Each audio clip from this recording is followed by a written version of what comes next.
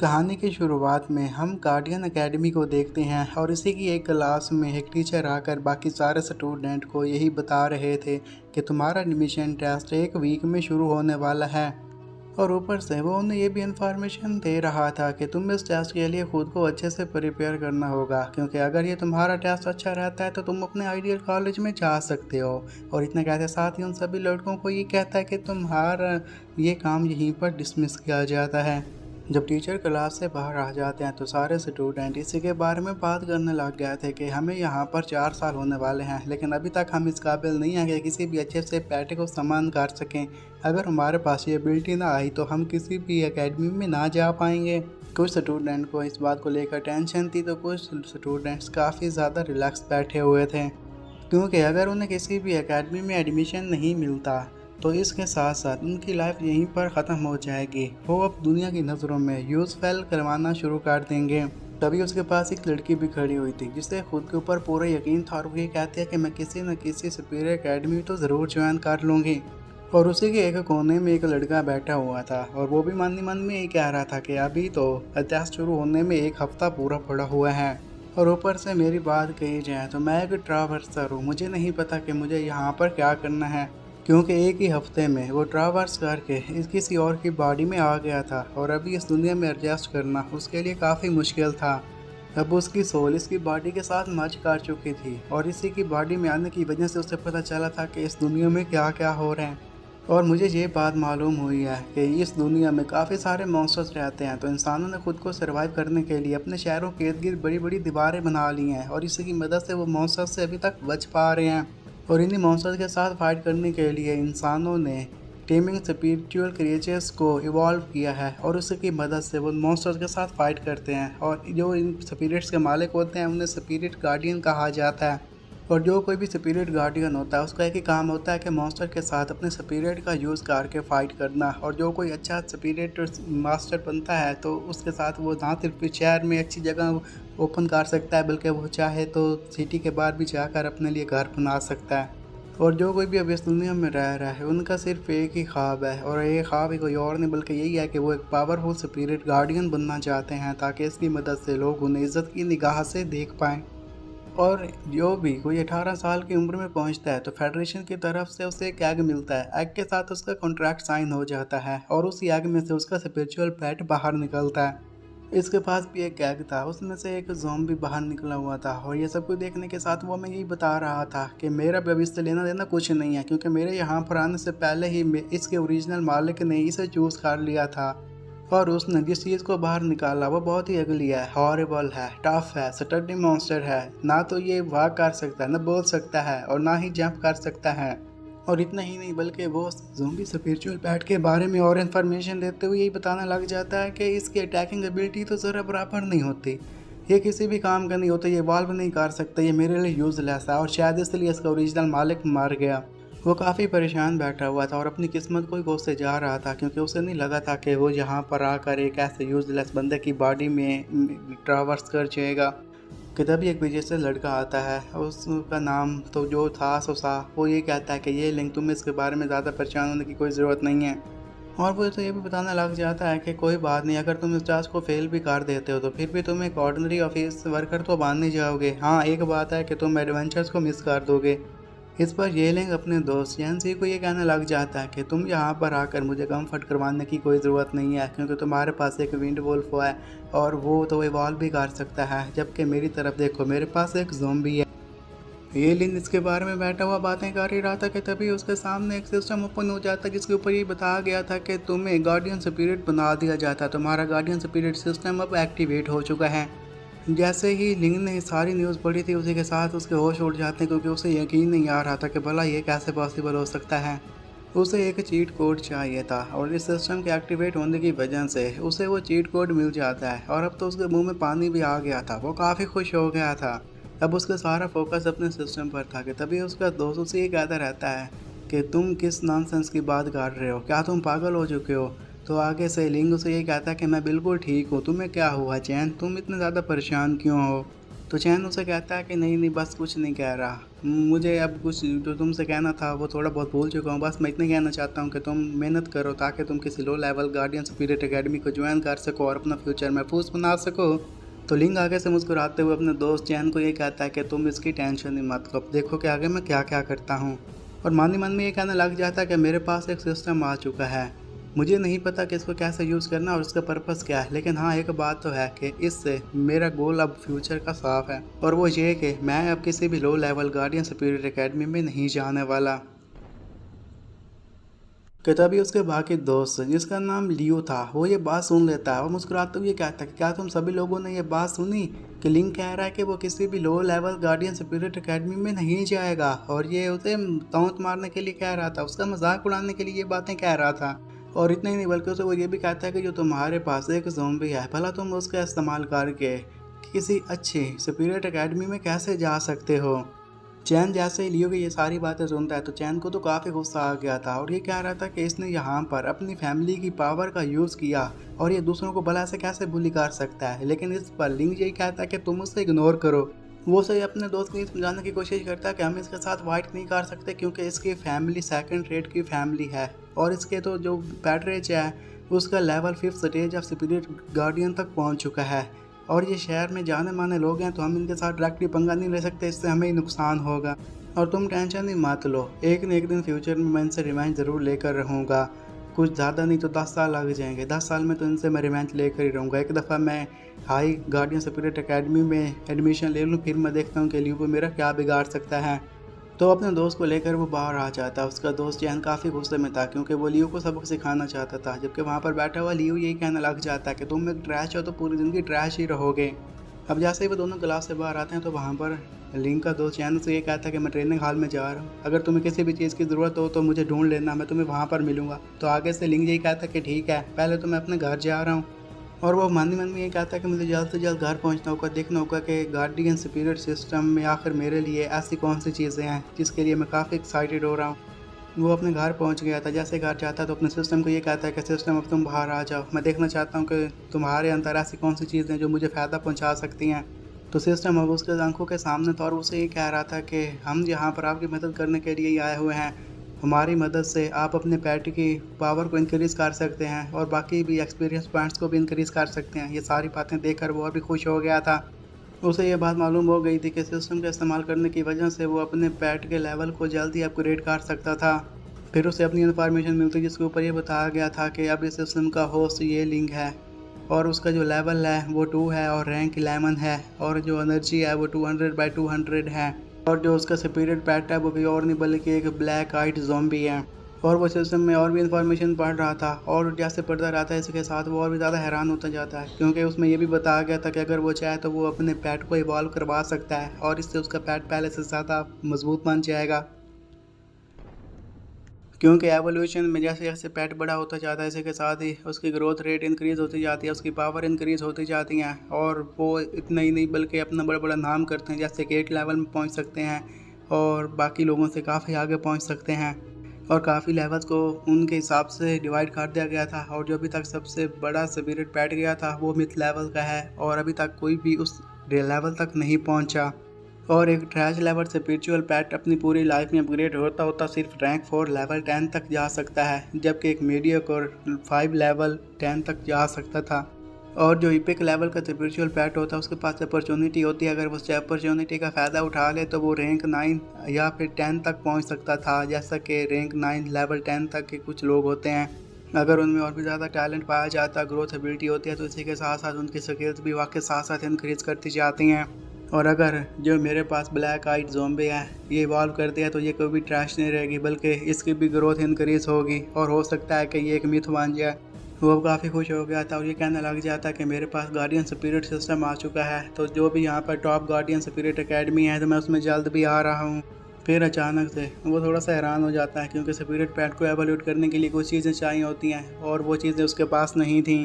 वो अपने सिस्टम को चेक करता है, जैसे उसने सिस्टम को चेक किया था इसी के साथ काफ़ी खुश हो जाता है और ये कहता है कि सिस्टम में तो काफ़ी सारे बेनिफिट्स पाए जाते हैं, जैसा कि मैंने नॉवेल्स और मनहवास में पढ़ा था। और जैसे सिस्टम को चेक करता है उसके ऊपर ये लिखा हुआ था कि आप इसकी मदद से सिस्टम बेनिफिट को इनेबल कर सकते हैं और इसके लिए आपको किसी खास रिसोर्सेज की ज़रूरत नहीं है। अब उसके पास 2 पॉइंट्स आ चुके थे। इन्हीं 2 पॉइंट्स का इस्तेमाल करके वो एवोल्यूशन में मदद ले सकता था और फिर वो उन्हीं 2 पॉइंट्स का इस्तेमाल करता है। अब जैसे उसने सिस्टम पर क्लिक किया था तो उसके जिस पास ज़ॉम्बी पैड बना हुआ था उसमें एवोल्यूशन शुरू हो जाती है और वो एक खूबसूरत सी लड़की में चेंज हो जाता है। और जैसे वो पैड लड़की बना था इसी के साथ ही वो ये कहती है कि मास्टर प्लीज़ आप मेरा ख्याल रखिएगा। अब उसकी इस एवोल्यूशन को देखने के साथ ही लिंग की हालत थोड़ी बहुत सी ख़राब हो गई थी और वो ये कहता है कि ये तो एक फ़ीमेल ज़ॉम्बी थी जो कि एक खूबसूरत लड़की बन गई। अब मुझे नहीं पता कि ये कितनी ज़्यादा स्ट्रॉन्ग है। वो फिर उसके एट्रीब्यूट चेक करने लग जाता है ताकि उसकी मदद से पता लगाया जा सके कि ये कितनी ज़्यादा पावरफुल है और क्या ये मॉन्स्टर्स को मार पाएगी। जब वो सारी इन्फॉर्मेशन पढ़ लेता है उसी के साथ ही ये कहती है कि वेल एक बात तो है कि ये अब ट्रैश से कॉमन बन चुकी है और ऊपर इसके पास एक स्किल भी है।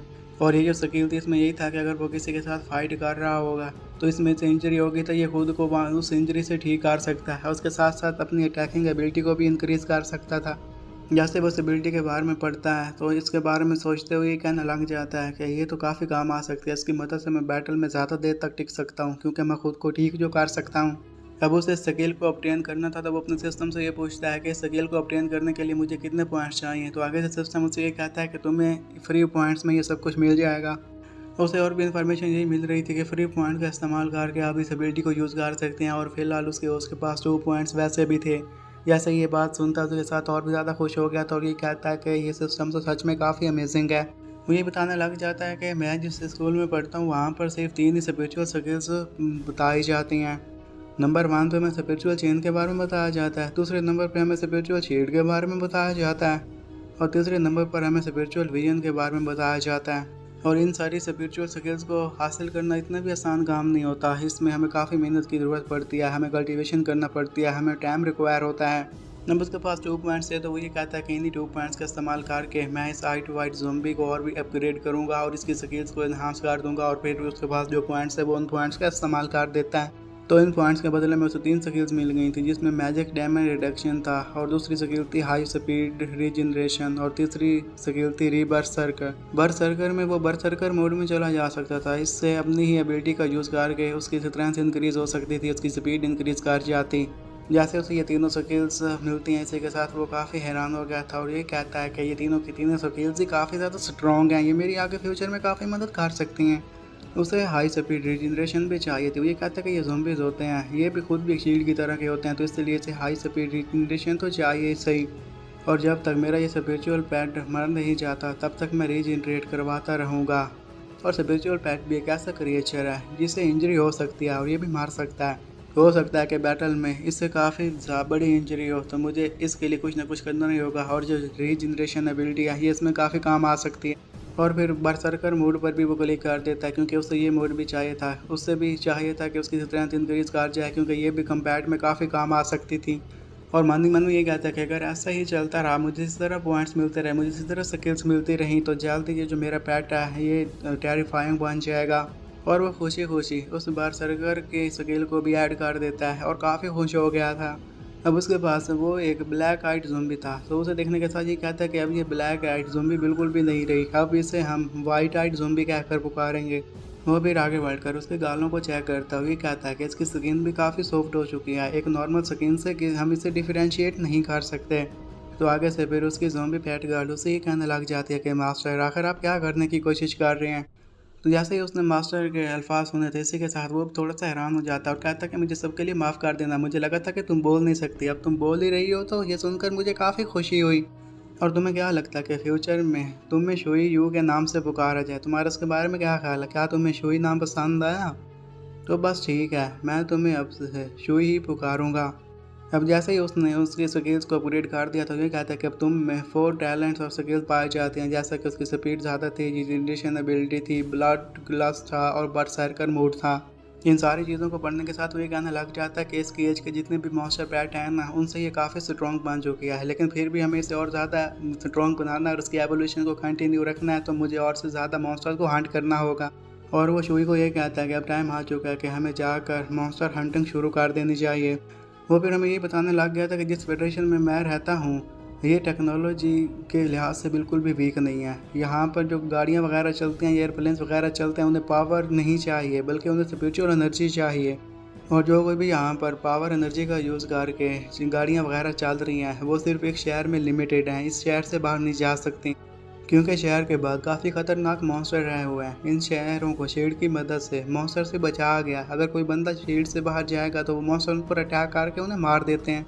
और हम जिस शहर में रहते हैं, अगर हमें थोड़ा सा सफ़र तय करना है तो इसके लिए हम कार्स का इस्तेमाल करते हैं। इवन जहाँ पर कुछ एयरशिप्स भी हैं उसका इस्तेमाल किया जाता है और इसकी मदद से हम किसी दूसरे शहर में भी जा सकते हैं। और उसकी निगरानी एक पावरफुल इंपीरियल स्पिरिट इन्वॉय कर रहा है। उसके पास काफ़ी पावर है। उसके पास इतनी पावर है कि अगर कुछ छोटे मोटे फ्लाइंग मॉन्स्टर्स आकर एयरशिप पर अटैक करते हैं तो वो उनका मुकाबला कर सकता है।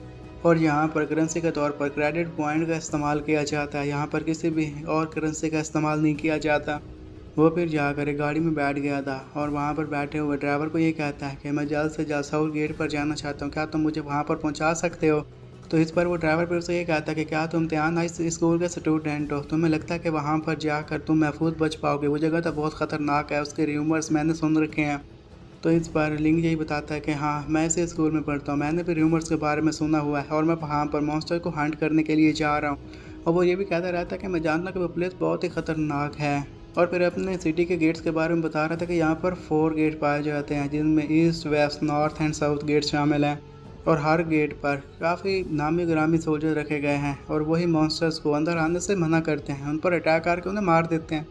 लेकिन अब मैं कोई यूजलेस पर्सन नहीं हूँ, मैं भी गेट से बाहर जा सकता हूँ, मॉन्स्टर्स को हंट कर सकता हूँ। वो जैसे गेट के करीब पहुँचता था तभी एक गार्ड उसे रोक लेता है, उसे ये कहता है कि तुम बाहर नहीं जा सकते, तुम्हारा आईडी कार्ड कहाँ है, मुझे वो आईडी कार्ड दिखाओ। लिन के पास उसका आईडी कार्ड था, तो वो जैसे गार्ड को अपना आईडी कार्ड दिखाता है तो गार्ड ये कहता है कि ठीक है, तुम पास करके अब तुम गेट से बाहर जा सकते हो। तो लिन बस इतना सुनते साथ ही गेट से बाहर आ गया था।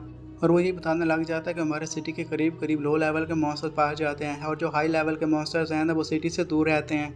और यहाँ पर मैं जानता हूँ ख़तरा काफ़ी ज़्यादा है, तो इसलिए मुझे यहाँ पर एहतियात से रहना होगा और ख़ुद की जान भी बचानी है और इस ज़ोंबी पैट गार्ड की भी जान बचानी है। वो शुई को ये कहता है कि तुम बाहर आ जाओ, तो इसी के साथ ही शुई बाहर आ जाती है।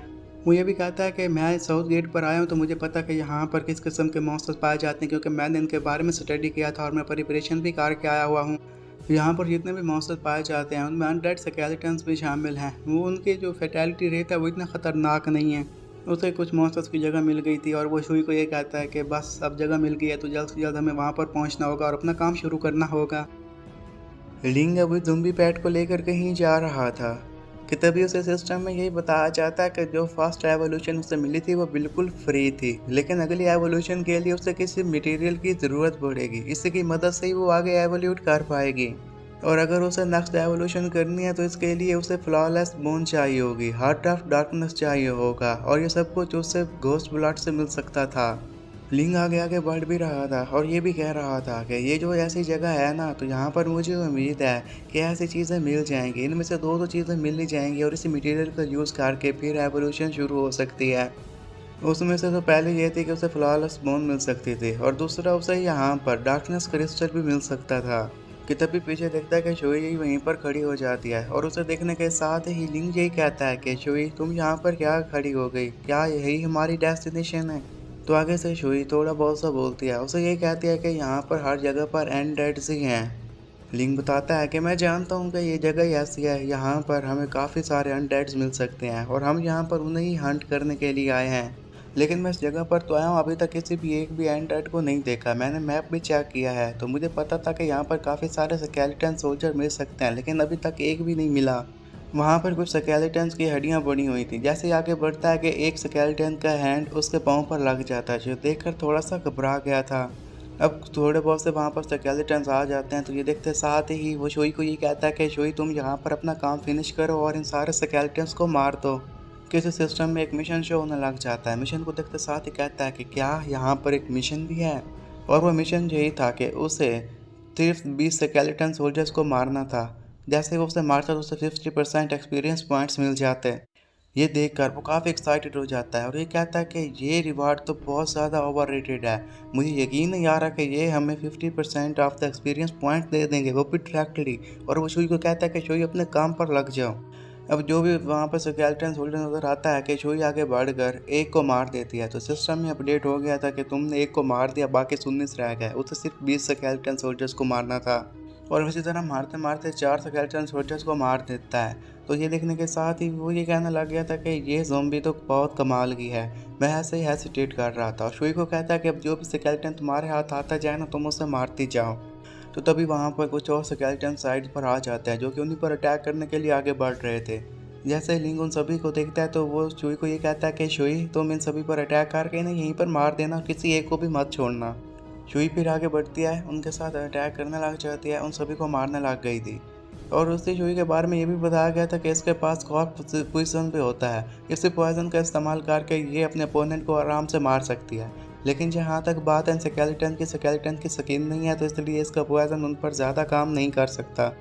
और यहाँ पर जितने भी स्केलेटन सोल्जर्स आए हैं, इनका रैंक 1 है, लेवल 2 या लेवल 3 के ही हैं। तो इसलिए ये शुई के साथ तो बिल्कुल मुकाबला नहीं कर सकते, क्योंकि शुई इन पर काफ़ी हैवी रहेगी। अब जैसे जैसे वो सोल्जर्स को मारती जा रही थी, वहाँ पर खड़ा हुआ लिंग और भी ज़्यादा खुश होता जा रहा था, क्योंकि शुई ने कुछ ही मिनटों में 6 स्केलेटन सोल्जर्स को मार दिया था। और वो खुश हो रहा था, ये कहता कि अगर ऐसा ही चलता रहा तो जल्द से जल्द ही 20 स्केलेटन सोल्जर्स को मार देगी और इससे हमें इनाम मिलेगा। वो वहाँ पर खड़े हुए थे कि तभी उन्हें कुछ और सोल्जर दिखाई देने लग जाते हैं, जो कि फिर उन पर अटैक करने के लिए आगे बढ़ रहे थे। कि तभी फिर शुई अपनी फुर्ती दिखाते हुए आगे बढ़कर उन सभी सोल्जर्स को वहीं पर मार देती हैं।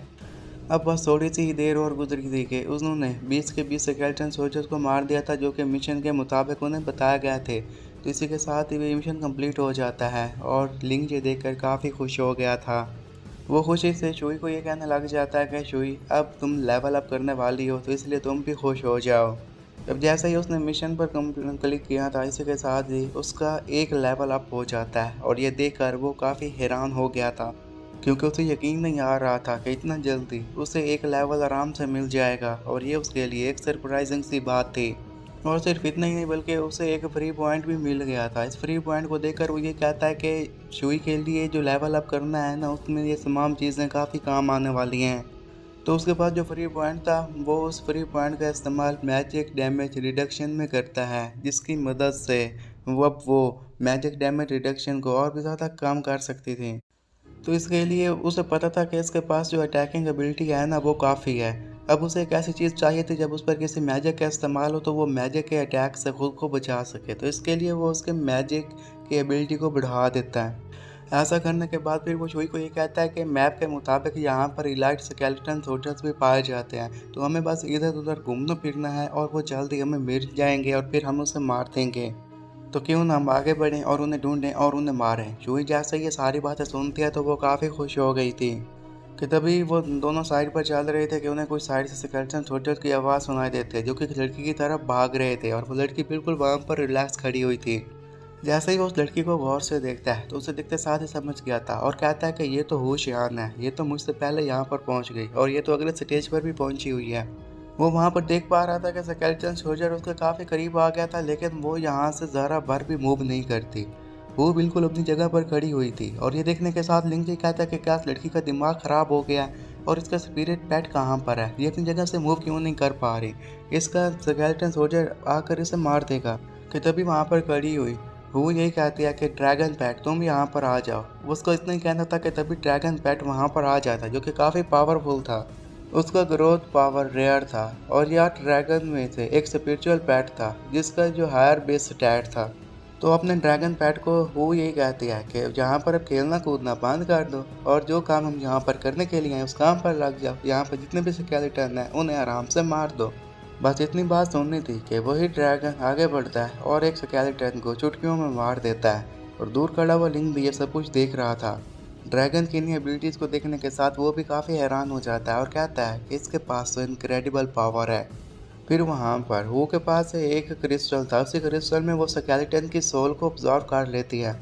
और दूर खड़ा हुआ लिंग ये भी देख रहा था और ये भी कहने लग जाता है कि वो के पास तो काफ़ी अमेजिंग सी चीज़ें हैं, क्योंकि इसके पास एक सोल बोतल भी है जिसमें ये बाकियों की सोल को आराम से कैद कर सकती है और ये बाकियों की सोल फायर को भी कैद कर सकती है। ये लड़की तो काफ़ी अमेजिंग लग रही है। फिर सोल को कैप्चर करने के बाद वो अपने ड्रैगन पैट के पास जाती है। ड्रैगन पैट के पास जाने के साथ ही वो काफ़ी खुश हो गई थी और उसकी तारीफ भी करती है, क्योंकि उसने भी आज यहाँ पर अच्छे से काम किया था। फिर वो साइड पर देखते हुए खुश होते हुए यही कहती है कि अब छुपने का कोई फ़ायदा नहीं, तुम बाहर आ जाओ, आखिर तुम वहाँ पर क्यों छुपे खड़े हो। तो ये सुनने के साथ ही लिंग थोड़ा सा हैरान हो गया था। वो पत्थर के पीछे छुपा खड़ा तो बाहर आ जाता है और ये कहता है कि ये तो होशियार है, जो कि eldest daughter of Wu family है। आगे सारा वू फैमिली का फ्यूचर इसी के पास है और ये छोटी उम्र में 7th लेवल ऑफ रैंक 1 पर पहुंच गई। लेकिन मैं कहाँ पहुंचा, मुझे इतने अरसे में सिर्फ लेवल 2 तक ही पहुंच पाया, वो भी रैंक 1 का। वो काफ़ी घबराया हुआ था। अब वो पत्थर से बाहर निकल कर जैसे ही वू के पास आता है तो वो उसे ये कहती है कि तुम कौन और तुम यहाँ पर क्यों छुपे हुए थे। और वो जैसे ही उसे देखता है तो वो भी देखने के साथ ये कहते हैं क्या तुम ये लिंग हो। तो आगे से बहरान हो तो ये कहता है कि मैं तो बस यहाँ से गुजर रहा था। और हाँ, क्या सच में तुम मेरा नाम जानते हो? मुझे नहीं लगा था कि तुम्हें मेरे नाम के बारे में पता होगा। तो आगे से वो ये बता दिया कि मैंने तुम्हारे बारे में स्कूल में सुना था, वहाँ पर तुम्हारे बारे में यही बातें बताई जाती हैं कि तुमने एक स्पिरिट पेट के साथ कॉन्ट्रैक्ट किया था जो कि एक ज़ॉम्बी है और जो कि इवॉल्व नहीं कर सकता। तो अगर वो तुम्हारे पास पेट ऐसा ही है तो तुम फिर इस डेंजरस जगह पर क्या कर रहे हो? क्या तुम्हें पता नहीं है कि यहाँ पर तुम आराम से मार सकते हो? उसकी ये बातें सुनने के साथ लिंक को काफ़ी अजीब लगता है। वो गुस्से में आ गया था और वो मिस हू को ये कहता है कि ये मेरी मर्जी, मैं कहाँ जाऊँ और कहाँ ना जाऊँ इससे तुम्हारा कोई लेना देना नहीं होना चाहिए। तुम्हें मेरी केयर करने की कोई ज़रूरत नहीं है, बस तुमने बस मुझसे ये कहना था। तो उसकी ये बात सुनने के साथ ही वो शियान का जो वहाँ पर ड्रैगन पैट था उसे काफ़ी गुस्सा आ जाता है, क्योंकि उसे ये बिल्कुल अच्छा नहीं लगा था कि कोई उसकी मालिक इस तरह बेइज्जती करे, वो भी उसकी आंखों के सामने। वो उसे डराने की कोशिश कर रहा था। ये देखने के साथ ही वो शियान फिर अपने ड्रैगन को ये कह दिया कि तुम इसे डराना बंद कर दो, बस बहुत हो गया। क्योंकि ड्रैगन ने जैसे ही लिंग को हराया था इसी के साथ लिंग की धड़कनें काफ़ी तेज़ हो गई थी और वो सच में काफ़ी डर गया था। लेकिन वो अपने ड्रैगन की तारीफ किए जा रही थी क्योंकि वो उसके साथ काफ़ी वफादार था। और फिर होशियार है उसे ये कहती है कि मैं बस तुम्हें आराम से ही बताना चाहती थी कि जगह बहुत ही ख़तरनाक है। ये ऐसी जगह नहीं है जहाँ पर तुम आराम से घूम फिर सकते हो, और ये ऐसी जगह भी नहीं है कि जहाँ पर तुम अपनी मर्ज़ी से आओ और अपनी मर्ज़ी से यहाँ से वापस चले जाओ, जहाँ पर तुम मारे जा सकते हो। तुम्हें यहाँ से जल्द वापस चले जाना चाहिए। जैसे ही लिंग ये सारी बातें सुनता है तो वो होशियार को ये कहता है कि नहीं, ऐसा तो नहीं हो सकता, मैं यहाँ से वापस नहीं जाने वाला और मुझ में इतनी एबिलिटी है कि मैं यहाँ पर आकर अपनी हिफाजत कर सकता हूँ। तो इसलिए तुम्हें तो मेरे बारे में परेशान होने की ज़रा बराबर भी ज़रूरत नहीं है। और मन ही मन में ये भी कहता है कि आखिर तुम हो कौन हो जो मेरा इतना ख्याल रखने की कोशिश कर रही हो। और वो उसे ये कहता है कि अगर तुम्हारे पास कहने को और कुछ नहीं है तो ठीक है, मैं यहाँ से चलता हूँ। और इतना कहते साथ ही वो वहाँ से चला गया था और पीछे से वो उसे देखती रहती है।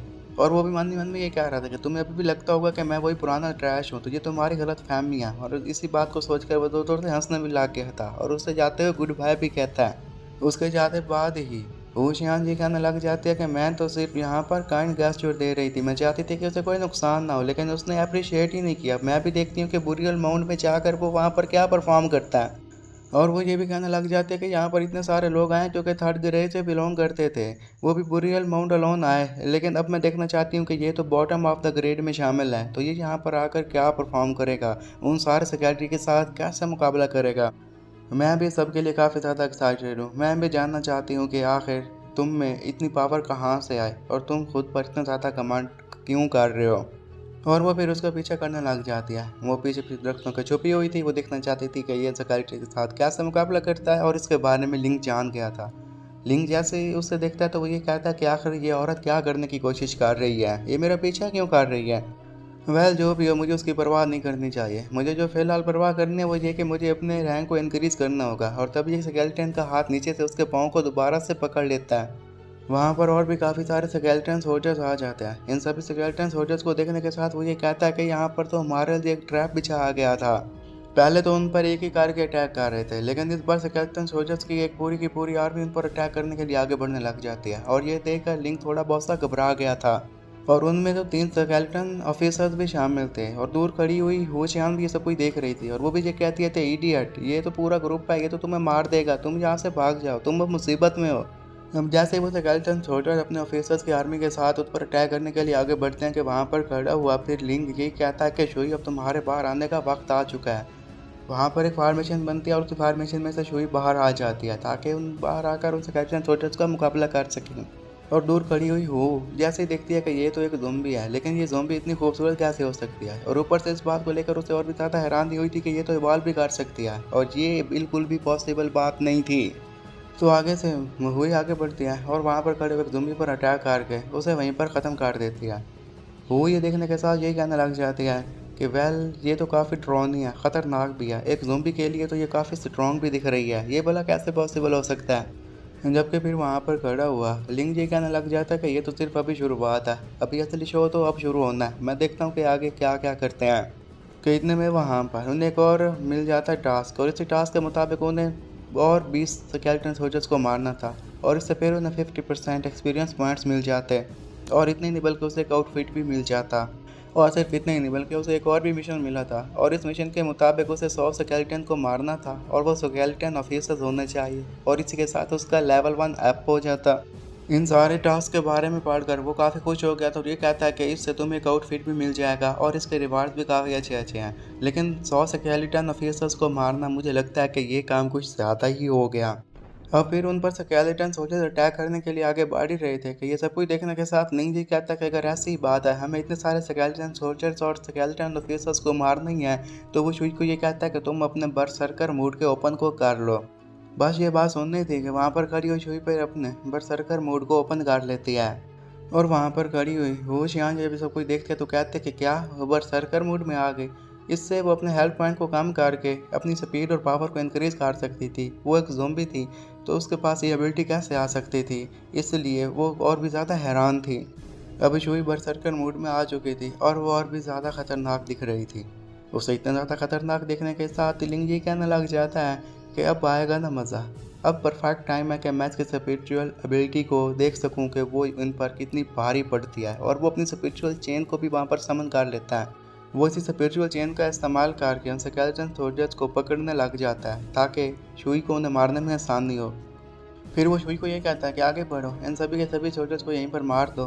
तो शुई अपने मालिक की बात सुनते हुए आगे बढ़ती है और उन सोल्जर पर अटैक करके उन्हें मारने लग जाती है और थोड़ी देर में काफ़ी सारे सोल्जर्स को मार चुकी थी। और दूर खड़ी हुई वो न्यान ये सब कुछ देख रही थी और वो ये कहते हैं कि इसका बरसर्कर मूड तो बहुत ही ज़्यादा टेरिफाइंग है। मुझे तो ये डर है कि अगर मेरा ड्रैगन भी इसके सामने आ जाए तो वो भी इसका मुकाबला ना कर पाए।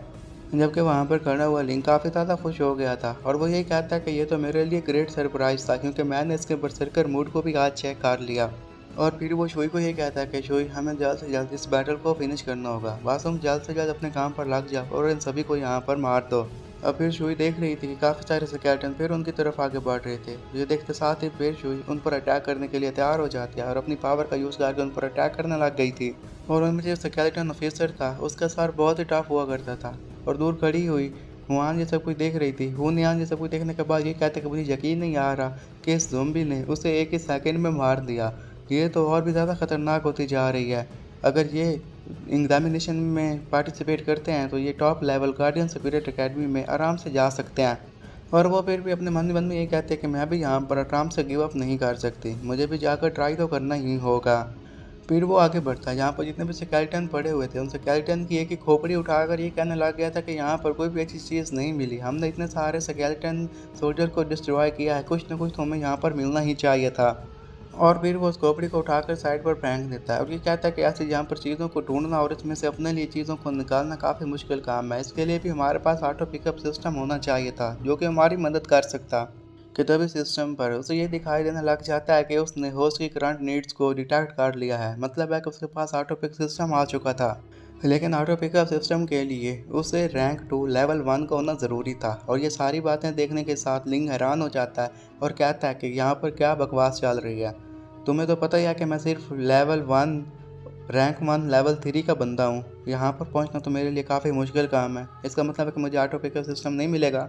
तभी फिर वो आगे बढ़ता है तो स्केलेटन में एक चमकती हुई चीज़ दिखाई देने लग गई थी और वो फिर उसके बैठ कर उसके बारे में बातें करने लग गया था कि आखिर क्या चीज़ है।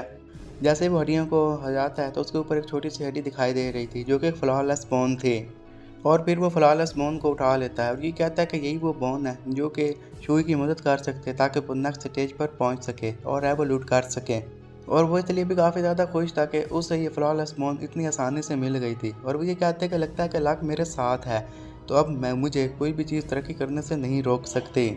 अब उसे एक फ्लॉलेस बोन तो मिल सकी थी और जो सेकेंडरी काम था उन्हें एक सेकंड ग्रेड का डार्कनेस क्रिस्टल चाहिए था। अब उसका असली मिशन ये था कि उन्हें ये क्रिस्टल जल्द से जल्द हासिल करना था। और वो शुई को ये कहता है कि शुई अपने मिशन को जारी ही रखना होगा। वैसे भी यहाँ पर काफ़ी सारे टारगेट हैं जो कि हमारा वेट कर रहे हैं और जाकर हमें उन्हें मारना है। तो पीछे से उसके साथ जो शुई चल रही थी वो तो ये कहती है कि ठीक है यहाँ साहब के मास्टर। अब वहाँ पर उन्हें स्केलेटन सोल्जर्स के साथ फाइट करते करते कुछ घंटे हो गए थे। इन घंटों में उन्होंने काफ़ी सारे स्केलेटन सोल्जर्स और स्केलेटन ऑफिसर्स को मारा था। और इतनी ज़्यादा देर फाइट करने की वजह से अब शुई की भी हालत थोड़ी बहुत सी ख़राब हो गई थी, वो भी थोड़ी बहुत सी थक गई थी। लेकिन इस सब के बावजूद भी वो भी हार मानने का नाम तक न ले रही थी, और जो भी सोल्जर उसके सामने आता जा रहा था वो अपनी स्किल दिखाते हुए सोल्जर का खात्मा करती जा रही थी। और लिंक खड़ा हुआ ये कोई देख रहा था कि तभी उसे सिस्टम में अपडेट नज़र आ दिया है। उस अपडेट के मुताबिक यही बताया गया था कि उसने फिर एलाइट स्केलेटन को मार दिया है, तो उसके बदले में उसे 50% प्रोग्रेस एक्सपीरियंस पॉइंट्स मिल चुके थे, और उसके साथ साथ उसे शाओ यू के कुछ क्लॉस भी मिल गए थे। और ये सब कुछ देखने के साथ वो ये कहता है कि शाओ जी का एक्सपीरियंस पॉइंट 20% तक इंक्रीज़ हो गया है, और उसकी लेवलिंग स्पीड भी काफ़ी हद तक तेज़ी से बढ़ती जा रही है। अब जैसा कि उसे सिस्टम से कपड़े मिल गए थे, और जाकर उसने ये शुई को देने थे, क्योंकि लड़ाई की वजह से शुई के पहले वाले कपड़े कहीं से फट गए थे। और वो शुई के पास जाता है, शुई को बुलाता है, शुई उसकी तरफ देखती है, तो वो कपड़े शुई को देते हुए ये कहता है कि तुम इन्हें पहन लो, इनकी मदद से फाइटिंग में तुम्हें काफ़ी मदद मिलेगी। तो जैसे ही शुई ये बात सुनते हैं तो अपने मास्टर की आंखों के सामने अपने कपड़े चेंज कर लेते हैं। ये देखकर लिंक को काफ़ी हैरानी हुई थी। अब शुई ने वहाँ पर कपड़े तो चेंज कर ही लिए थे। कपड़े चेंज करने के बाद लिंक फिर उससे ये कहता है कि अब और भी यहाँ पर सोल्जर्स अटैक करने के लिए आ रहे हैं, तो फिर तुम ट्राई करने के लिए तैयार हो जाओ, और उन सभी को फिर हमने मिलकर ही मारना है। अब फिर आगे बढ़ती है और वहाँ पर स्केलेटन्स को मारने लग जाती है। और ये सब कुछ देखने के साथ ही लिंक मुस्कुराते हुए ये कहने लग जाता है कि ये जो ड्रेस इससे मिला, इसमें ऑटो रिपेयर फंक्शन भी पाया जाता है। अगर ड्रेस को कोई नुकसान होगा तो वो खुद ही रिपेयर कर जाएगा, और मुझे ऐसा लगता है कि ये ड्रेस काफ़ी दिनों तक इसके काम आ जाएगा। जबकि शुई भी अपने काम पर लगी हुई थी, और वो काम यही था कि सोल्जर्स को मारना। और जैसे ही उन सोल्जर्स को मार दिया, उसी के साथ ही 2 लेवल इंक्रीज़ हो गए थे। एक ही दिन में 2 लेवल इंक्रीज़ करना और सीधा रैंक 1 से लेवल 4 तक पहुंचना, ये सारी बातें लिंक को काफ़ी हैरान कर देने वाली बातें थीं। और सिर्फ इतना ही नहीं, जैसे उसका लेवल इंक्रीज़ हुआ था तो इसी के साथ उसे फ्री पॉइंट्स भी मिल जाते हैं। और फिर वो ये कहता है कि अब रात होती जा रही है, और रात के वक्त यहाँ के मॉन्स्टर्स और भी ज़्यादा ख़तरनाक हो जाते हैं, तो अब हमें वापस जाना चाहिए। इनके बारे में बाद में देखेंगे कि बाद में आकर इनके साथ क्या करना है। और वो इसके बारे में शोयू को भी ये कहता है कि शोयू चलो हम घर जाते हैं। तो शोयू उसके पीछे चलने लग जाती है और कहती है कि जैसा आप गए मास्टर। अब घर जाने के बाद वो सिस्टम को चेक करता है। वो आज के सारे दिन की वहाँ पर एक्टिविटीज़ को चेक कर रहा था। ये कहता है कि एक दिन में मैंने और शोयू ने मिलकर बहुत ही चेंजेस किए हैं, और अभी भी कुछ दिन बाकी हैं एकेडमी सिलेक्शन में। तो मुझे जल्द से जल्द और मॉन्स्टर्स के साथ फाइट करनी होगी और अपने लेवल को और ज़्यादा बढ़ाना होगा। और मुझे वैसे भी कल जाकर टीचर से बात करनी होगी और उनसे लीव मांगना होगी, ताकि मैं जाकर और मॉन्स्टर्स को मार सकूं और ज़्यादा फ़ायदा उठा सकूं। तो उधर हम हुशियान को देखते हैं। हुशियान अपने घर जाती है, काफ़ी गुस्से में थी, और वो ये कहती रहती है कि ये भला कैसे पॉसिबल हो सकता है, मैं उससे नहीं हार सकती। वो इतनी गुस्से में थी कि तभी उसके डैड आ जाते हैं, और डैड उससे ये कहते हैं कि तुम्हें क्या हुआ शियान। तो आगे से वो डैड को देखकर कहती है कि डैड आप यहाँ पर आ गए। उसके डैड उसके पास आकर ये कहते हैं कि अब रात का काफ़ी वक्त हो चुका है, तो मुझे नहीं लग रहा था कि तुम जाग रही होगी। तुम इस वक्त जाकर क्या कर रही हो, आखिर कौन सी चीज़ है जो तुम्हें जगाए हुए है। तो आगे से वो हैरानी से ये कहती है कि डैड मैंने अपनी आंखों के सामने एक ज़ोंबी को देखा जो कि इवॉल्व कर रहा था, वो भी आज के दिन।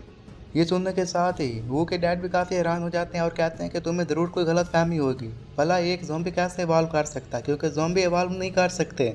और वो तो ये कहते हैं कि मैं जानता हूँ कि एकेडमी में जाकर एडमिशन के लिए लोग काफ़ी परेशान हो जाते हैं, तो तुम्हें ज़्यादा प्रेशर लेने की कोई ज़रूरत नहीं है। तुम बस अपना बेस्ट देना, वो तुम्हें सिलेक्ट कर लेंगे। तो इस पर हो चान अपने डैड को ये कहते हैं कि डैड मैं इसके बारे में जानती हूँ। तो आगे से डैड उसे ये कहते हैं कि अगर तुम इसके बारे में जानती हो तो बस जाकर सो जाओ और आराम करो, इसके बारे में ज़्यादा मत सोचो।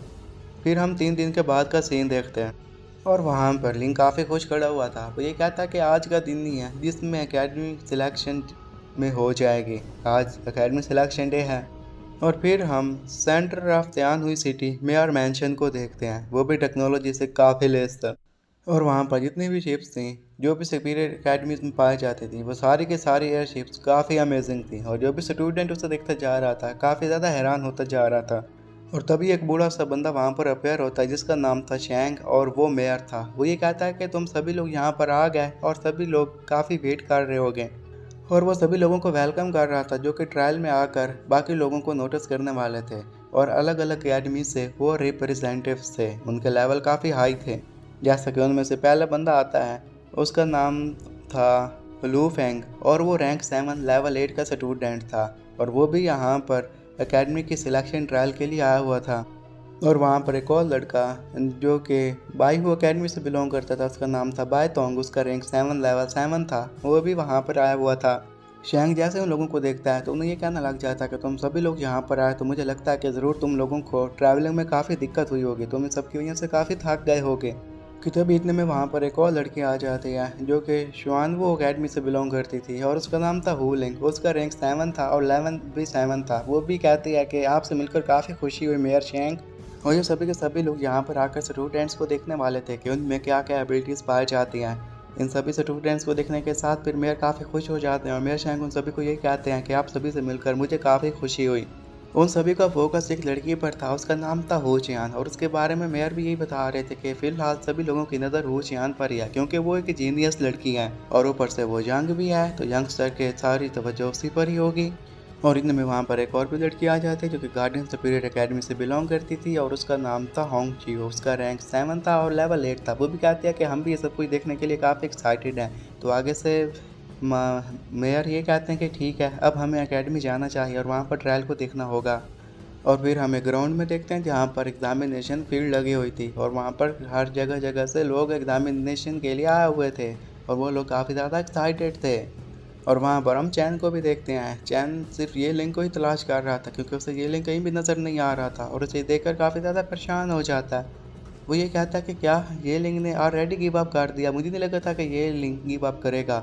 आखिर उसे ऐसा क्या हुआ कि उसने गिव अप कर दिया। पिछले कुछ दिनों से मेरा उसके साथ रब्ता भी नहीं हो पाया, वो कहाँ गुम हो गया है। कि तभी वहाँ पर लिंक आ जाता है और कहता है कि तुम भी यहाँ पर आ गए। वह मुझे लगता है कि मैं लेट तो नहीं हुआ, क्या मैं लेट हो गया। चैन जैसे उसे देखता है तो आगे बढ़कर उसे जोरदार थप्पड़ दे मारता है और उसे ये कहता है कि तुम इतने दिनों से कहाँ थे और क्या कर रहे थे। मेरा तो तुमसे राब्ता भी ना हो पाया। तो मुझे टीचर ने बताया था कि तुमने लीव ले ली, तो मुझे लगा कि तुम शायद कहीं मर गए हो। तो आगे से फिर ये लंग ये बताने लग जाता है कि तुम्हें परेशान होने की कोई ज़रूरत नहीं है, मैं एक स्ट्रॉन्ग बंदा हूँ, भला मैं कैसे मार सकता हूँ, इन दिनों में मैंने कल्टीवेशन की थी। तो आगे से फिर चैन भी यही कहता है कि ये लिंग तुम्हें क्या लगता है कि तुम पहले से काफ़ी डिफरेंट हो गए हो। तो आगे से वो खुश होते हुए ये कहता है कि क्या तुमने कहा कि मैं पहले से अलग लग रहा हूँ, मैं अलग हूँगा ही क्योंकि मुझे गार्डियन सुपीरियर एकेडमी से ऑफर जो मिलने वाली है। और वहाँ पर जैसे बाकी स्टूडेंट उसकी ये बात सुनते हैं तो वो उसका मजाक उड़ाने लग जाते हैं और कहते हैं कि क्या ये बुद्धू है, क्या ये पागल है, क्या इसने मिरर में अपनी शक्ल नहीं देखी, इसे लगता है कि ये गार्डियन सुपीरियर एकेडमी में जाकर एडमिशन ले सकता है। और उसके पास जो स्पिरिचुअल पैट है वो भी एक ट्रैश है, वो एक ज़ॉम्बी है जो कि इवॉल्व भी नहीं कर सकती। ये तो हमें पागल लग रहा है। और इसी तरह वो लोग उसे बातें सुनाते रहते हैं और उसका मजाक उड़ाते रहते हैं। तो लिंग भी उन्हें ये कहने लग जाता है कि तुमने जितना मुझ पर हंसना है हंस लो क्योंकि तुम्हारा आज आखिरी दिन है, इसके बाद तुम लोग मुझ पर ना हंस पाओगे। और उसका दोस्त वो ये बात सुनने के साथ कहता है कि क्या। कि तभी उनमें से स्टूडेंट चलाते हुए ये कहता है कि वो देखो यहाँ पर रिप्रेजेंटेटिव ऑफ अकेडमी आ चुके हैं और उनके साथ साथ मेयर भी हैं और वो सारे लोग उसी जगह पर देखने लग गए थे क्योंकि वहाँ पर सिलेक्शन एग्ज़ाम की टेबल पर मेयर भी आ चुके थे और बाकी एकेडमी के रिप्रेजेंटेटिव्स भी आ चुके थे। और जैसे वो वहाँ पर आता है तो ये कहता है कि जहाँ पर जितने भी पार्टिसिपेंट्स आने थे वो तमाम के तमाम आ चुके हैं, तो अब जैसा चल रहा है वैसा चलने दो और एग्ज़ाम को आगे बढ़ने दो। तो इस पर एक लड़का ये कहता है कि ठीक है जैसा आपके मेयर। तो वही लड़का भी चलाते हुए उन सभी स्टूडेंट्स को ये कहता है कि तुम सभी के सभी लोग खामोश हो जाओ क्योंकि अभी यहाँ पर ट्रायल शुरू होने वाला है। और लिंक भी उन सारे स्टूडेंट में शामिल था। वो भी उन्हें ये कहने लग जाता है कि बस तुम सभी लोग अब देखते जाओ कि मैं क्या करता हूँ, अब से तुम लोग मुझ पर हंसना बंद कर दोगे बल्कि मेरी इज्जत करोगे। और फिर एक बंदा आगे बढ़ता है और उन सभी लोगों को ये बताने लग गया था कि तुम्हारा ट्रायल जल्द शुरू होने वाला है, तो इसलिए कुछ चीज़ें हैं जो मैं तुम्हें क्लियर कर देना चाहता हूँ। सबसे पहले कि तुम्हारा जो ट्रायल शुरू होगा उसको 2 पार्ट्स में चेंज कर दिया गया है। पार्ट 1 में तुम्हें सर्वाइव करना होगा, तुम्हें एक सीक्रेट डोमेन में भेज दिया जाएगा, वो भी टेलीपोर्टेशन की मदद से, और वहाँ पर एक डीमन तुम्हारे ऊपर अटैक करेगा और तुम्हें उससे बचना होगा। उस डोमेन में तुम्हें 3 दिन तक सर्वाइव करना होगा अगर तुम्हें इस एग्ज़ाम को पास करना है तो। और जो कोई 3 दिन तक वहाँ पर सर्वाइव कर पाएगा इसी के साथ ही वो फर्स्ट पास में पास हो जाएगा। अब सेकंड पार्ट के लिए उसे रेडी होना होगा।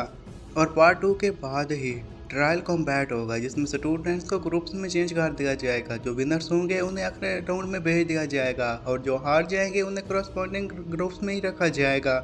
और जो वही पहले ही राउंड में हार जाता है तो उसे कंग्रेचुलेशंस कहेंगे क्योंकि वो एक लो रैंकिंग गार्डियन एकेडमी में क्वालिफाई कर सकता है, जबकि जो आगे बढ़ते जाएंगे राउंड में उसी के साथ साथ उसकी high ranking guardian superior academy को चूज़ करने के चांसेस भी बढ़ते जाएंगे। और जो कोई टॉप 10 के लिस्ट में आएगा उसके पास एक मौका होगा वो भी गार्डियन स्पिरिट एकेडमी में इंटर होने का। और तुम्हें एक और बात भी बताना चाहता हूँ, वो ये कि तुम्हें अपनी स्ट्रेंथ के साथ compete करना होगा। तुम्हें अपने आप को ज़्यादा पुश नहीं करना क्योंकि इससे तुम्हारी जान भी जा सकती है। तुम बस जिंदा रहो, यही तुम्हारे लिए ज़्यादा मैटर करता है। अगर तुम मारे गए तो फिर तुम्हारे लिए पीछे कुछ नहीं बचेगा। और एक लड़की फिर आगे बढ़कर टीचर से ये पूछती है कि क्या टीचर सच में यहाँ पर लोग मारे जा सकते हैं। तो आगे से वो कहते हैं कि हाँ यहाँ पर ख़तरा काफ़ी ज़्यादा है, तो तुम्हें बचना होगा वरना तुम मारी जा सकती हो। और कुछ स्टूडेंट्स इसके बारे में ये बात करने लगा था कि भला ये कैसे हो सकता है, इसमें तो हमारी जान का खतरा है। जबकि लिंग जी कहने लग जाता है कि मेरे लिए तो सब कुछ नॉर्मल है, मैं इसी मोमेंट का ही तो इतनी सदियों से इंतज़ार कर रहा था।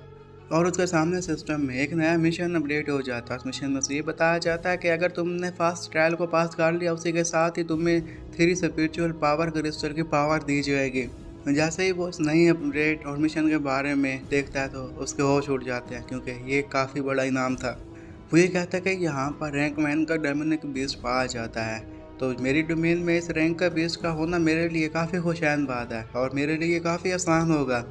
और वो जो सबसे पहले लड़की फ्रंट लाइन पे खड़ी हुई थी कोई और नहीं बल्कि हू शियान थी, और सारे लोग उसी के बारे में बात कर रहे थे। इवन वहाँ पर खड़ा हुआ लिंग भी जैसे हू शियान का नाम सुनता है तो वो भी थोड़ा सा हैरान हो जाता है। जबकि हू शियान वहाँ पर उस लड़के को ढूंढ रही थी जिसका नाम था लिंग, और वो काफ़ी हैरान थी। ये कहते हैं कि क्या लिंग अभी यहाँ पर नहीं आया। और वहाँ पर कई स्टूडेंट ये कहने लग जाते हैं कि हू शियान काफ़ी अमेजिंग लड़की है, इसके पास काफ़ी अमेजिंग पावर है, और मुझे ऐसा लगता है कि बाकी अकेडमीज इसे अपनी अकेडमी में रखने के लिए बिल्कुल रेडी हैं, क्योंकि इसकी फैमिली काफ़ी पावरफुल भी है। जबकि लिंग ये सारी बातें सुनने के साथ यही कहता है कि मैं भी देखना चाहता हूँ कि हम में से कौन ज़्यादा टैलेंटेड है, ये है या फिर मैं हूँ। इस बात का पता थोड़े ही दिनों में चल जाएगा।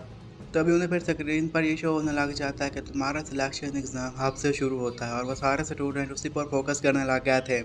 सारे स्टूडेंट्स आपस में बातें कर रहे थे, उनकी खुसर फुसर जारी थी कि तभी मेयर वहाँ पर आकर उन सभी स्टूडेंट्स को ये कहते हैं कि कैंडिडेट्स अब तुम खामोश हो जाओ।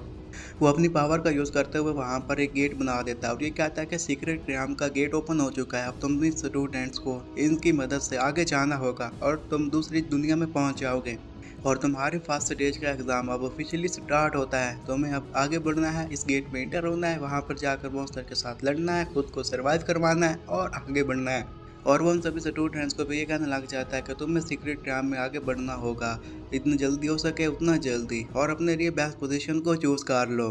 होश यहाँ जैसे ही आगे बढ़ती है, पोर्टल में एंटर होती है, तो इसी के साथ वहाँ पर बैठी हुई हू लिन जे सब कुछ देख रही थी, और वो ये कहती है कि ये लड़की तो हू फैमिली से बिलोंग करती है और वो फैमिली मेरी है, तो मुझे इस पर काफ़ी ज़्यादा खुशी है।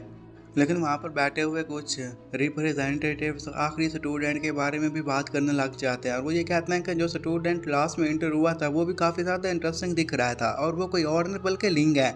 तो बाकी टीचर बाय को ये कहने लग जाते हैं कि तुम्हारी आइज़ तो बहुत ही शार्प है, लेकिन यहाँ पर जो भी एडमिशन हो रहा है ना, ये एकेडमी की परफॉर्मेंस के मुताबिक उन्हें लाइन में रखा गया। ये लास्ट पर है तो हमें भी इसे ऑब्जर्व करना होगा और देखना होगा कि ये कैसे परफॉर्म करता है। और लिंग भी उन सारे स्टूडेंट्स को ये कहने लग जाता है कि तुम लोगों को अंदर जाना है तो ठीक है, जल्दी से अंदर जाओ, मैं लास्ट पर हूँ तो कोई बात नहीं, लेकिन मैं तुम्हें एक बात क्लियर कर देना चाहता हूँ, वो ये कि सीक्रेट रैम तो मेरा ही है। वहाँ पर जाकर मुझे काफ़ी अच्छे अच्छे मटेरियल मिल सकते हैं और इन्हीं मटेरियल का फ़ायदा उठाकर मैं अपग्रेड कर सकता हूँ। और इसी के साथ वो भी अब पोर्टल में एंटर हो गया था। जैसे पोर्टल में एंटर होता है तो वहाँ का माहौल काफ़ी चेंज था। जो स्टूडेंट पोर्टल में एंटर हुए थे वो अलग अलग जगह पर पहुँच गए थे, और लिंग जिस जगह पर पहुँचा था वो माउंटेन की टॉप थी, क्योंकि वहाँ पर पहुँचते साथ ही उसे काफ़ी ठंड लगने लग गई थी। उसे अब ठीक नहीं लग रहा था, वो जल्दी से शुई को समन कर लेता है। वो देखना चाहता था कि ये यहाँ पर कैसे परफॉर्म करते हैं, अगर यहाँ पर खतरा हो तो ये उसका अच्छे से मुकाबला कर सके। अब जैसे ही शुई वहाँ पर आई थी तो शुई के आते साथ ही वो शुई को ये कहता है कि हमें माउंटेन के नीचे जाना होगा और देखना होगा कि वहाँ पर क्या पाया जाता है। अब वो नीचे चल रहा था, उसे काफ़ी देर हो गई थी। फिर लिंग को काफ़ी परेशानी होने लग जाती है। वो ये कहता है कि यहाँ पर चलते हुए काफ़ी दिन हो चुके हैं, लेकिन अभी तक किसी भी स्टूडेंट के साथ मेरी मुलाकात नहीं हुई, और ऊपर से यहाँ पर कोई मॉन्स्टर भी नहीं आया। ये बात काफ़ी वियर्ड है। कि फिर उसके कानों में एक शोर सुनाई देने लग जाता है। शोर की वजह से वो थोड़ा बहुत सा तंग आ गया, तो ये कहता है कि ये तो स्टील विंग्ड बर्ड है, और स्टील विंग्ड बर्ड कोई छोटे मोटे रैंक का नहीं बल्कि रैंक 4 का मॉन्स्टर था। लेकिन इसके विंग से इस बात का अंदाज़ा लगाया जा सकता है कि इसे हराना हमारे लिए इतना भी मुश्किल नहीं होगा। और वो शुई को ऑर्डर दे देता है और उसे ये कहता है कि हमें इस बर्ड का खात्मा करना होगा। तो शुई जैसे ही अपने मास्टर की ये बात सुनती है तो अपने मास्टर को कहता है कि मास्टर यहाँ साफ गए, और वो उसके बर्ड के साथ फाइट करने लग जाती है, जिसकी मदद से वो बर्ड वहाँ से भाग गया था। और ये देखने के साथ लिंग काफ़ी खुश हो जाता है और ये कहने लग जाता है कि अगली बार अगर तुम यहाँ पर आओगे तो तुम इतने ज़्यादा लकी नहीं होगे, इस बार तो तुम हमारे हाथों से बच गए। फिर वो ये कहने लग जाता है कि ये मेरे लिए शर्म की बात है कि शुई उड़ नहीं सकती, अगर ये उड़ सकती तो वो हमसे न भाग पाता। एक फ्लाइंग पैट होना अच्छी बात होती है, अगली बार मैं किसी फ्लाइंग पैट को ही चूज़ करूँगा। अब उन्हें 3 दिन हो चुके थे। वो ये कहता है कि अगर यहाँ पर 3 दिनों तक हमें और ज़्यादा सर्वाइव करना है तो हमें केव चाहिए जो कि काफ़ी सेफ हो। तो हमें केव मिल गई है, तो हमें यहाँ पर रुक जाना चाहिए और इस केव के अंदर रुक कर इंतज़ार करना चाहिए। कि तभी वही विंग्स वाला बर्ड उनकी तरफ आगे आने लग जाता है। उसके शोर की आवाज़ इतनी खतरनाक थी कि लिंग अपने कानों पर हाथ रख लेता है, क्योंकि वो उसके शोर को बिल्कुल भी सह नहीं पा रहा था। और वो ये कहने लग जाता है कि ये तो बहुत ही बुरी बात हो गई, ये काफ़ी अनोइंग होता जा रहा है, ये बर्ड हमारा पीछा कर रहा था, अगर हमने इसके साथ डील ना किया तो हमारे पास कहीं भी रहना काफ़ी मुश्किल होगा और हम रात को अच्छे से सो भी नहीं पाएंगे। अब वो बर्ड दूर खड़ा हुआ था, उस पर अटैक करने के लिए आगे नहीं बढ़ पा रहा था और ये बात लिंग को समझ गया था। लिंग ये कहता है कि ये बर्ड मुझ पर इसलिए अटैक नहीं कर रहा था क्योंकि इसे सुई से डर लग रहा है। ये इंतज़ार कर रहा था कि कब मैं अकेला हूँगा और ये मुझ पर अटैक करके मुझे मार देगा, क्योंकि इसका टारगेट मैं हूँ। और फिर वो शुई को ये कहता है कि शुई, हमें इसे पकड़ने के लिए कोई ना कोई प्लान बनाना होगा, वरना इसे हराना हमारे लिए काफ़ी मुश्किल होगा। और वो उससे कहता है कि तुम थोड़ी देर के लिए अंदर छुप जाओ, जैसे वो मुझ पर अटैक करने के लिए आएगा तो फिर तुम उस पर अटैक कर देना। अब लिंग वहाँ पर बिल्कुल अकेला खड़ा हुआ था और वो उसी बात को ये कहता है कि अब तो मैं अकेला हूँ, मेरे पास मेरा पेट भी नहीं है, तो आ जाओ मुझ पर अटैक करो, मैं देखता हूँ कि तुम मुझे कैसे मारते हो। तो इस बार वो बर्ड काफ़ी ज़्यादा एक्साइटेड हो गया था, उसे पता था अब थोड़ी सी देर है और उसके बाद उसकी खुराक उसके सामने खड़ी और उसे खा जाएगी। जबकि लिंग में मन यही बात जान रही थी कि ये बेस तो बहुत ज़्यादा कॉशियस लग रहा है, मुझे इसे कहीं दूर लेकर जाना होगा और इसे ऐसा दिखाना होगा कि मैं इसे धोखा नहीं दे रहा। वो भागते भागते जंगल में आ गया था और ये कहता है कि ये जगह बहुत ही डेंजरस होती है, एक मॉन्स्टर के लिए भी ये जगह डेंजरस होगी और मैं भी देखता हूँ कि अब ये बर्ड मुझ पर आकर कैसे अटैक करता है और मुझे कैसे मारेगा। कि तभी उस बर्ड को पूरा भरोसा हो गया था कि यहाँ पर लीन अकेला ही है, तो वो उस पर अटैक करने के लिए तेजी से उसकी तरफ आगे बढ़ने लग जाता है। और जैसे ही लिंग उसे देखता है कि वो उसकी तरफ आगे बढ़ रहा है तो इस पर लिंग भी खुश हो गया था। वो ये कहता है कि ये बर्ड तो काफ़ी समझदार निकला, मुझे नहीं लगा था कि जितना समझदार होगा, लेकिन इससे पता नहीं कि मैं भी यहाँ पर प्रिपरेशन करके आया हुआ हूँ। वो बर्ड जैसे उस पर अटैक करने के लिए उसके काफ़ी करीब पहुँचता है कि तभी ही लिंग ये देखते साथ ही अपनी स्पिरिचुअल शीट को ओपन कर लेता है ताकि वो बर्ड उसे कोई ज़्यादा नुकसान ना पहुँचा सके। लेकिन जैसे ही बर्ड आगे बढ़कर अपने परों का इस्तेमाल करके उसके ऊपर अटैक करता है तो ये देखते के साथ ही लिंग थोड़ा सा घबरा गया था और ये कहता है कि इसके फीचर तो काफ़ी टफ लग रहे हैं, ये इससे तो शील्ड टूट जाएगी। अब उसके पसीने छूटना शुरू हो जाते हैं। वो ये कहता है कि मैंने इनके बारे में सुना था कि इनके पर काफ़ी टफ होते हैं, मेरी शील्ड काफ़ी वीक है और ये अपनी चोंच की मदद से जल्दी इस शील्ड को तोड़ देगा, फिर मेरा तो मरना पक्का है। तो वहीं पर अपनी शील्ड को ख़त्म करके स्पिरिचुअल चेन को एक्टिवेट कर लेता है और इसी स्पिरिचुअल चेन का इस्तेमाल करते हुए उस बर्ड को पकड़ लेता है। जैसा ही उसने चेन का इस्तेमाल करके उस बर्ड को पकड़ा था तो इसी के साथ वो ये कहता है कि ब्लड गोस्ट, अब तुम्हारी बारी। वो शुई को कह रहा था, अब शुई के अटैक करने की बारी आ चुके थे।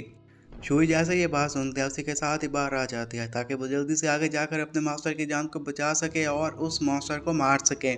अब शोई ने जैसे ही उस बर्ड पर अटैक किया था उसी के साथ ही उस बर्ड का काम खल्लास हो गया था।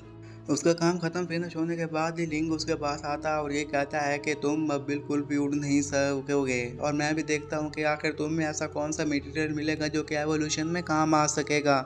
तो फिर वो आगे बढ़ता है और जैसे ही उसने उस बर्ड को चेक किया था उसे देखते साथ ही थोड़ा सा हैरान हो जाता है और कहता है कि सरप्राइज लेंगे, इसमें काफ़ी सारा अमेजिंग मटेरियल पाया जाता है जिसके मुझे अच्छे खासे पैसे मिल सकते हैं, लेकिन फिलहाल मैं उन्हें बेचना नहीं चाहता। जिसमें से उसके पास एक feather of steel wing bird था, the talon of steel wing bird था और उसके साथ the beak of steel wing bird थी। और इन सभी को देखकर वो ये कहता है कि मुझे ज़्यादा से ज़्यादा चीज़ों का इस्तेमाल करके सेकंड स्टेज पर पहुंचना ही होगा। अब उसने उस बर्ड को उठा लिया था और वो ये कहता है कि इसका जो नेक मीट होता है ना वो काफ़ी अमेजिंग होता है, वो हाई टायर इंग्रेडिएंट के तौर पर इस्तेमाल किया जा सकता है। ध्यान हुई कि जो भी बड़े बड़े होटल्स हैं ना उनमें इसका मीट मिलता है, तो आज हम पार्टी करने वाले हैं। वो उस बर्ड को उठाकर गुफा में जा रहा था और वो उससे कल्टीवेशन ट्रीट लेना चाहता था और वो ज़ोंबी से ये भी पूछता रहता है कि क्या तुम्हें कच्चा खाना पसंद होता है या फिर तुम्हें एक पका हुआ खाना पसंद होता है या फिर तुम खाना नहीं खाते, लेकिन इसका जवाब शुई नहीं देती। और जो कि हुलिन ये सब कुछ दूर बैठे हुए स्क्रीन पर देख रही थी तो वो यही कहती है कि ये स्टूडेंट तो काफ़ी इंटरेस्टिंग निकला, मुझे नहीं लगा था कि ये लेवल 4 के बर्ड को आराम से मार पाएगा। वहाँ पर बाकी जो भी रिप्रेजेंटेटिव्स आए बैठे थे वो भी इसी के बारे में बात करने लग गए थे कि ये स्टूडेंट की स्ट्रेंथ तो काफ़ी अमेजिंग है। ध्यान हुई सिटी के पास तब काफ़ी इंप्रेसिव लोग आ चुके हैं और ऊपर से उसके पास एक स्पिरिट पैट भी है और उसके बारे में देखना चाहते थे कि वो कितने कमाल का है। जो इन्फॉर्मेशन उन्हें चाहिए थी मेयर के पास एक बंदा वो इन्फॉर्मेशन लेकर आ जाता है और वो देखना चाहता था कि आखिर उसमें कौन सी चीज़ें पाई जाती हैं, उसे कुछ इन्फॉर्मेशन चाहिए थी। मेयर को एक बात तो पता थी कि उसने लिन को पहले देखा था, उसे याद आ गया था कि उसने उसे एक क्लास में देखा था, लेकिन जैसे ही वो स्क्रीन पर उसकी इन्फॉर्मेशन पढ़ता है तो उसी के साथ काफ़ी चौंक गया था और हैरान हो गया था। वहाँ पर बैठे हुए सारे लोग भी उसे इस तरह हैरान देखकर खुद हैरान हो गए थे।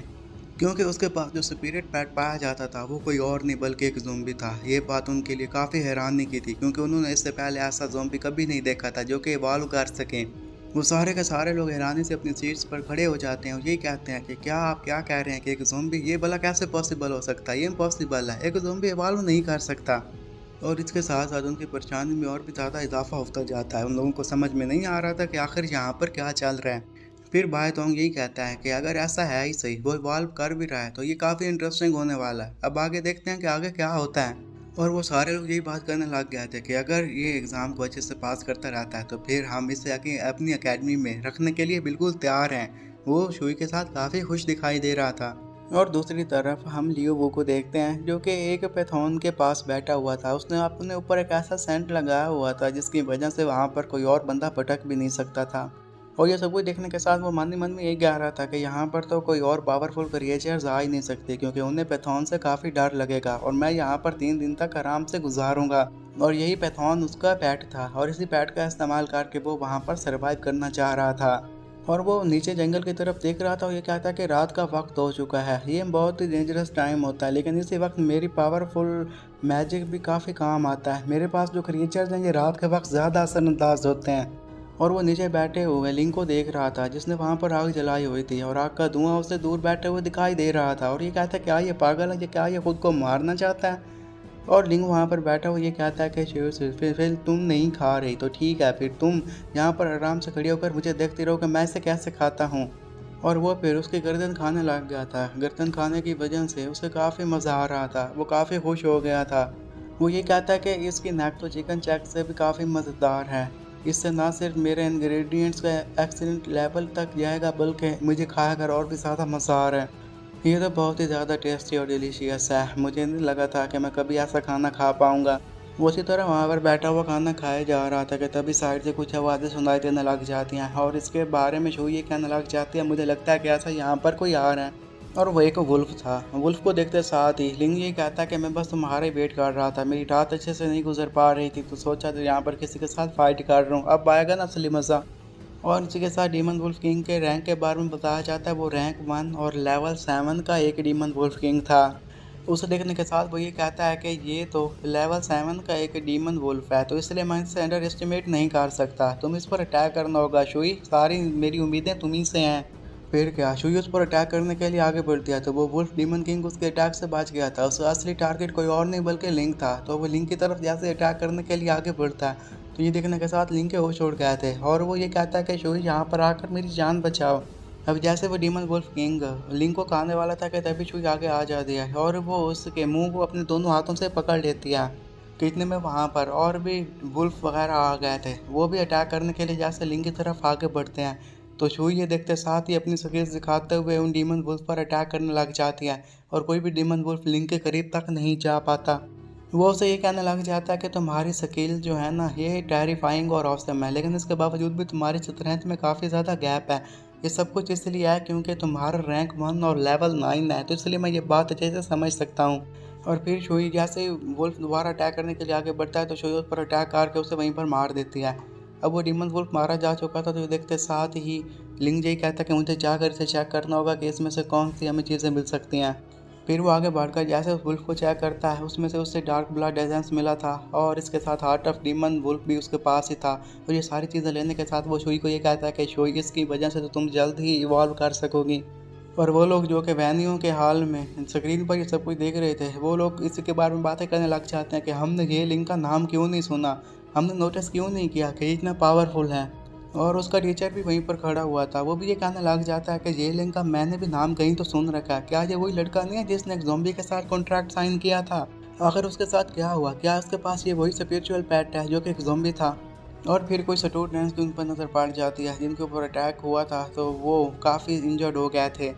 मेयर ये सब कुछ देखने के साथ ही अपने लोगों को ये आर्डर देते हैं कि तुम लोग आगे जाओ और उनकी मदद करो और ज़ख्मियों को जल्द से जल्द यहाँ पर लेकर आ जाओ। तो कुछ मेडिकल के लोग आगे जाते हैं और जो लोग वहाँ पर इंजर्ड हो चुके थे उन्हें जल्दी से पोर्टल की मदद से बाहर लेकर आ जाते हैं। वो लड़का चिल्ला भी रहा था क्योंकि उसे एक और चांस चाहिए था और वहाँ पर उसका टीचर भी खड़ा हुआ था। टीचर ये कहता है कि ये एक ऑर्डिनरी बंदा ही होगा जो कि पहले राउंड में एलिमिनेट हो गया। यहाँ पर जितने भी असेसमेंट्स हैं वो तमाम के तमाम काफ़ी क्रूल हैं। वो उसे यही बताया था कि अगर तुम यहाँ पर 1 मिनट तक और ज़्यादा टिक पाते तो इसी के साथ ही तुम अगले राउंड में जा सकते थे। तुम ऐसा ना कर पाए, इसलिए तुम एलिमिनेट कर दिया गया। अब फिर सभी लोगों की नज़रें स्क्रीन पर ही थी और वो देखना चाहते थे कि अब आगे क्या होगा। और यहीं पर यह कहानी ख़त्म हो जाती है। और आपको ये स्टोरी कैसी लगी इसके बारे में ज़रूर कमेंट में बताइएगा। उम्मीद है कि आपको ये स्टोरी काफ़ी पसंद आई होगी। तो ठीक है, इसी के साथ मिलते हैं फिर नेक्स्ट वीडियो में। तो तब तक गुड बाय।